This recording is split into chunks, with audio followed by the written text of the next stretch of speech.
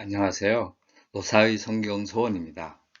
오늘은 요한복음 18장 19절에서 24절 말씀을 통해서 대제사장의 잘못된 만남이다 또는 실패한 만남이다, 이런 식으로 말씀을 상고해 볼까 합니다.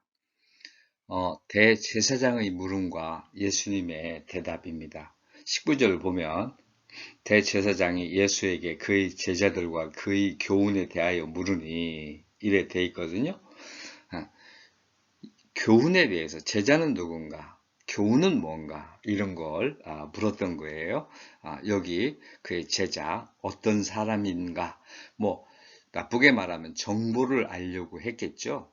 그리고 가르친 게 뭐냐, 여기 디다케라는 건데 페리는 뭐뭐에 관하여, 테스 디다케에서 가르침에 관하여, 아우토스 그의 가르침 소유격이거든요. 그의 가르침에 대해서 물은 거예요. 그런데 이때 이 대제사장이 누구인가 하는 것이 문제인데, 먼저 그 13절 말씀을 지난번에 우리가 지난 시간에 생각했던 거죠. 예수님을 붙잡아서 먼저 안나스에게로 끌고 가니, 안나스는 그 해의 대제사장인 가야바의 장인이라. 그리고 14절은 가야바는 유대인에게 한 사람이 백성을 위해 죽는 게 낫다 이랬거든요. 그리고 15절에 시몬 베드로와 또 다른 제자 한 사람이 예수를 따르니 이 제자는 대제사장과 아는 사람이라. 예수와 함께 대제사장의 집들에 들어가고, 지금 이걸로 보면은 현재 대제사장이기 때문에 사실은 여기 대제사장은 가야바가 되는 거거든요. 논리적으로 볼 때. 그런데 이거 24절 우리가 이따가 생각해 볼 텐데 24절 말씀을 보게 되면 안나스가 예수를 결박한 그대로 대제사장 가야바에게 보내니라 이렇게 돼 있는 거예요. 그러면 이제 24절이 안나스가 가야바에게 보낸 게 이미 오늘 지금 우리 본문인데 19절부터 23절까지 대제사장과 예수님의 대화가 나오거든요. 그리고 다시 안나스가 가야바에게 보냈다. 이거는 논리적으로 문제가 있게 됩니다. 이따가 그 부분에 대해서 생각할 텐데 일단 여러분들께서 그런 그 궁금증을 가지시고 본문을 살펴보도록 하겠습니다. 먼저 대제사장은 가야바로 봐야 되는데 이 가야바는 지금 당장의 대제사장, 그 일종의 민족의 지도자로서 제자들이, 예수님의 제자들이 많아져 가지고 잘못된 가르침을 계속 퍼쳐가면 어떡할까, 그런 마음이죠. 따라서 제자들이 누군지 알고 싶었단 말이에요. 그리고 그 가르침의 내용에 대해서 물었어요. 아마 많은 정보를 통해서, 첩자들을 통해서 예수님이 어떤 분이고 어떤 이적을 행했고 무엇을 가르치는지 가야바는 잘 알고 있었을 것입니다. 그러나 지금 피고인 신분으로 죄인 신분으로 자기 앞에 서 있는 예수님에 대해서 인간적으로 교만하고 우습게 생각했을 가능성이 있는 거지요. 여기에 대해서 예수님이 대답하십니다. 20절입니다. 예수께서 대답하시되 내가 드러내놓고 세상에 말하였노라. 모든 유대인들이 모이는 회당과 성전에서 항상 가르쳤고 은밀하게 아무것도 말하지 않았다. 뭐예요? 예수님의 대답은 다 드러내놓고 말했다. 너도 이미 알아, 그 말이죠. 그리고 회당과 성전에서 가르쳤다. 지들이 믿는 거잖아요. 모세율법. 그쵸? 자기들이 그렇게 매일 섬겨 그렇게 살겠다고 애쓰고 있고 말이죠. 나도 똑같이 회당과 성전에서 가르쳤어. 오늘로 말하면 성경에 다 쓰여 있어. 이렇게 말씀하는 거나 마찬가지요. 마찬가지지요. 그리고 이제 은밀하게 한 것이 아무것도 없다. 뭐 비밀을 숨기려 했거나 알지 못하고 가르친 게 아무것도 없다. 행한 것도 말한 것도 전한 것도 아무것도 없다. 어떤 면에서든지 은밀하게, 엉큼하게 한 일은, 그런 일은 없다. 그러면서 들은 자들에게 물어보라. 아마 예수님은 이 대화의 광장에 요한과 베드로가 있다는 걸 아셨잖아요. 아마가 아니라 아셨어요. 왜냐하면 베드로가 회개할 때 예수님께서 그를 닭이 울고 베드로가 비통하면서 나갈 때 예수님이 물끄러미 베드로를 쳐다보셨거든요. 따라서 아는 거예요. 들은 사람에게 물어보라. 이거는 간접적으로 예수님이 너희가 특히 요한과 베드로에 대해서 너희가 바르게 가르쳐야 한다. 이 사명을 이 대화를 통해서 가르쳐 주셨다고 저는 믿고 싶습니다.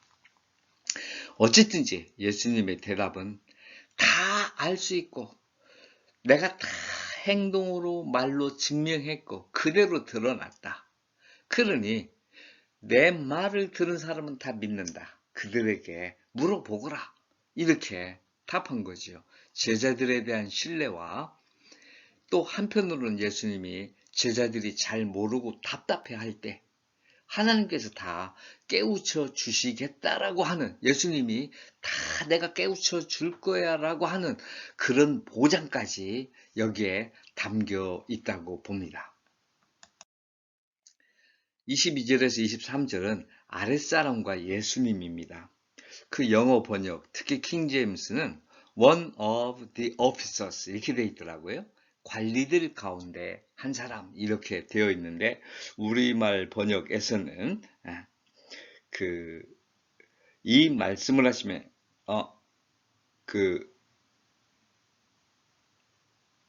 어찌하여 내게 묻느냐, 내가 무슨 말을 하는지 들은 자에게 물어봐 그들이 내가 하던 말을 아느니라 이랬는데 22절 이 말씀을 하시매 곁에 섰던 사람 하나가 손으로 예수님을 쳐 이르되 내가 대제사장에게 이같이 대답하느냐, 이 아랫사람으로 번역했거든요.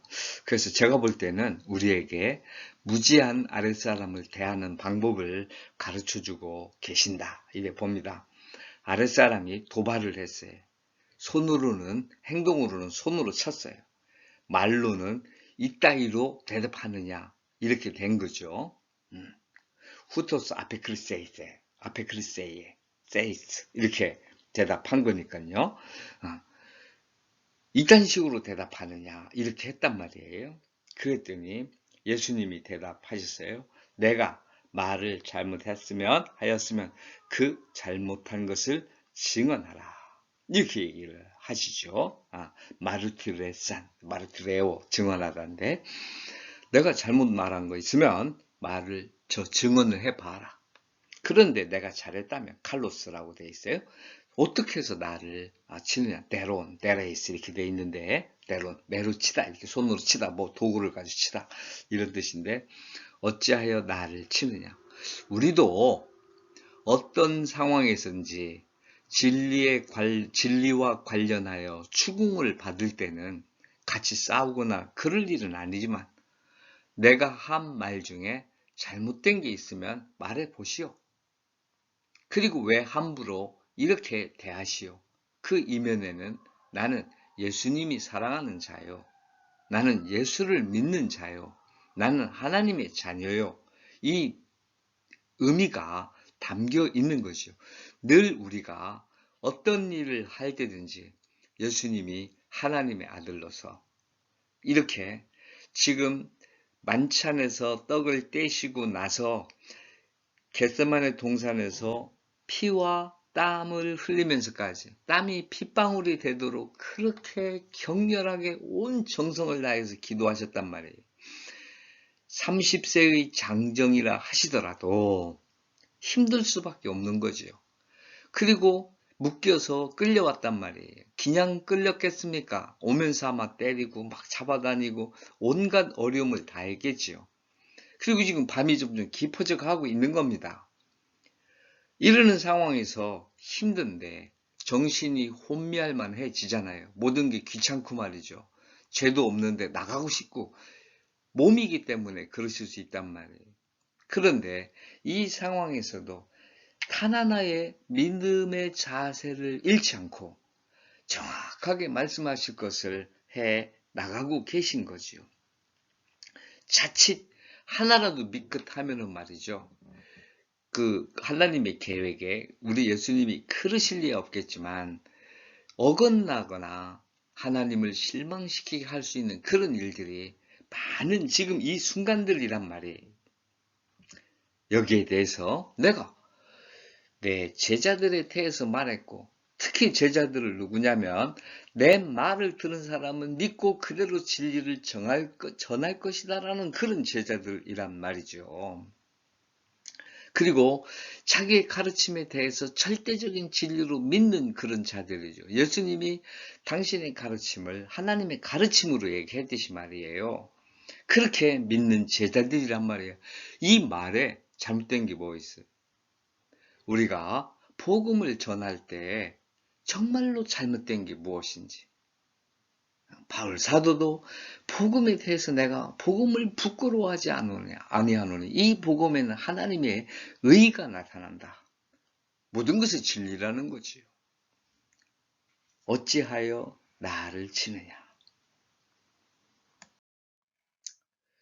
안나스의 잘못된 그 만남입니다.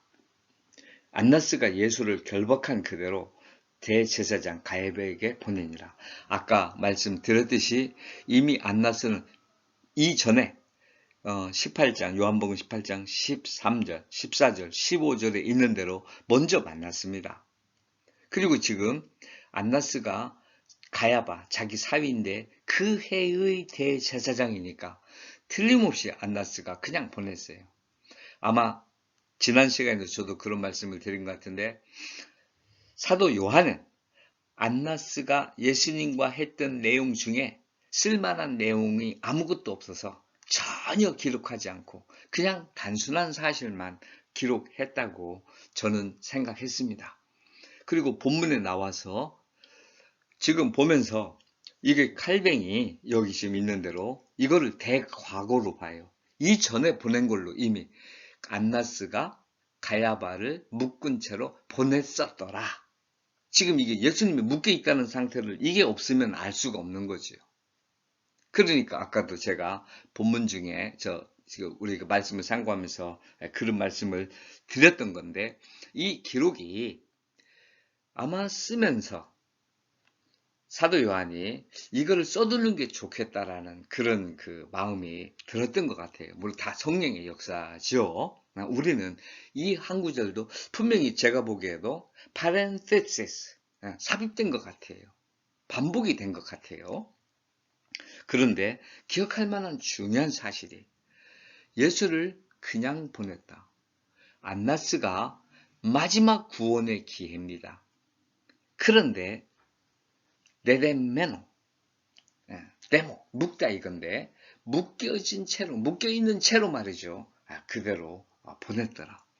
우리가 예수님을 죄인으로 묶여서 죽는 게 아니고 우리를 구원하기 위해서 돌아가시는 건데 착각해가지고 자기 죄로 죽는 자로.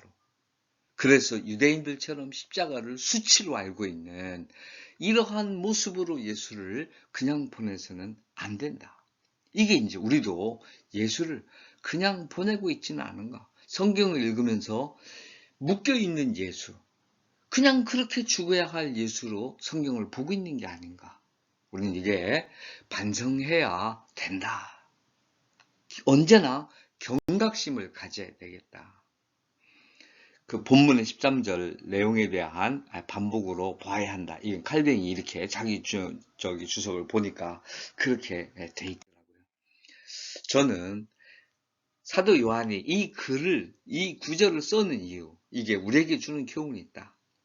요한 자신이, 이거는 이미 요한이 90세가 넘어서 요한복음을 기록했다고 그랬어요. 따라서 노년의 인생입니다. 사도 요한이 말이죠. 신앙으로 겪었던 온갖 경험이 전부 농축돼 가지고 인간으로서도 완숙한 그런 인간의 모습인 거죠. 그러면서 지금 이거를 기록하고 있는데 그때 아마 요한 자신이 예수님의 신문 받으시는 모습에서 자기 자신도 내가 나중에 신문을 받게 되면 당당하게 받아야 되겠다. 박해를 받아도 저런 모습을 가져야 되겠다. 저는 꼭 기억하고 있다가 이 본문을 기록하면서 그때의 신앙 고백으로 성령의 감동으로 이 글을 쓸 수 있었다고 봅니다. 따라서 분명히 칼뱅이 얘기한 대로 이거는 삽입인 것은 저도 거기에 동의가 되는데 삽입이지만 그러나 우리에게 주는 의미는 너무도 크다. 우리도 예수님 묶인 채로 보내서는 안 된다. 그리고 예수님이 당하셨던 신문 당하셨던 그 모습에서 앞으로 세상에 살면서 신문을 당할 때마다 우리가 어떻게 그 신문을 벗어나고 대처해 갈지를 가르쳐주는 귀한 증거 자료다. 이렇게 보고 싶습니다. 안나스는 가야바는 예수님과 잘못된 만남을 가졌습니다. 우리는 예수님을 결코 묶은 태로 보내지 않는 그리하여 그의 가르침을 진리로 알고 받아들여서 그대로 실천하고 행하고 전하는 여러분과 저와 여러분이 되시기를 바라겠습니다.